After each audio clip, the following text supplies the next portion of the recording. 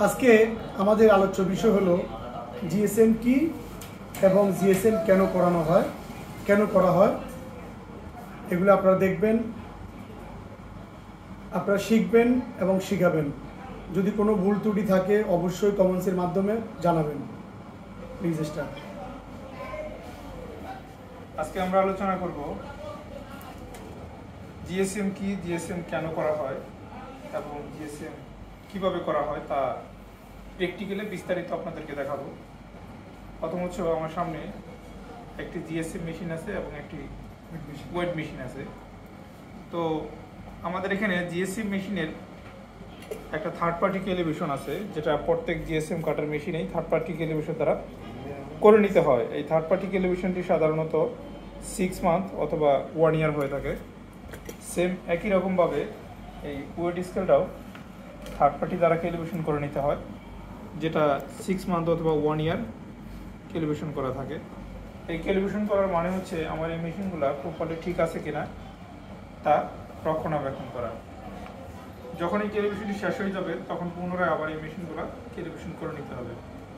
এখন আমরা আজকে দেখব জিএসএম কিভাবে করা হয় বা কেন করা হয় তা আপনাদেরকে দেখানো হবে। আমরা আজকে জিএসএম কাটিং করে দেখাবো, জিএসএম কিভাবে কাটে এবং এটার রিকোয়ারমেন্ট কিভাবে দেওয়া থাকে, অথবা জিএসএম এর একটা মিনিংস দেওয়া থাকে। জিএসএম এর মিনিংসটা কি সেটাও আপনাদেরকে আজকে বলবো। প্রথমে আমি বলে নিতে চাই যে জিএসএম এর মিনিংস হচ্ছে গ্রাম পার স্কোয়ার মিটার।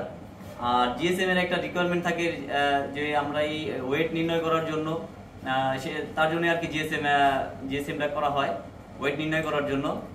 এখন আমরা জিএসএমটা কাটবো, তো আপনারা একটু দেখেন।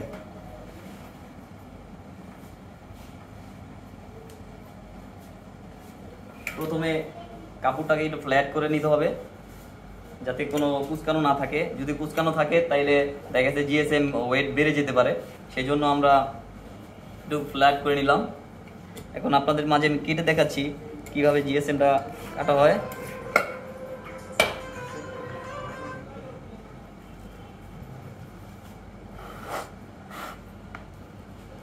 আমাদের জিএসএম মেশিন, আমাদের এটা জিএসএমটা কাটতেছি, এটা রিকোয়ারমেন্ট আছে 205। এটা প্লাস এবং মাইনাস 5% দেওয়া থাকে।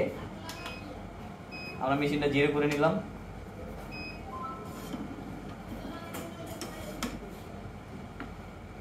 আমাদের জিএসএম 202 প্রায়, এটা আমরা 202 ধরতে পারি, যেহেতু 205 রিকোয়ারমেন্ট আছে, আমি 5% মাইনাস পাবো। তো সেক্ষেত্রে আমরা 197 বা 98 পাইলেও আমাদের এটা চলবে, এটা অ্যাকসেপ্টেবল। তো আমরা এই আমাদের জিএসএমটা যে কাটলাম এটা কিন্তু আমাদের পাস। আমরা যদি বায়ার রিকোয়ারমেন্টে আমরা এটা পাস দেখাইতে পারবো। এই যে আমরা আপনাদেরকে আর একটা বোর্ড দেখাইতে চাই, আমাদের একটা করা বোর্ড।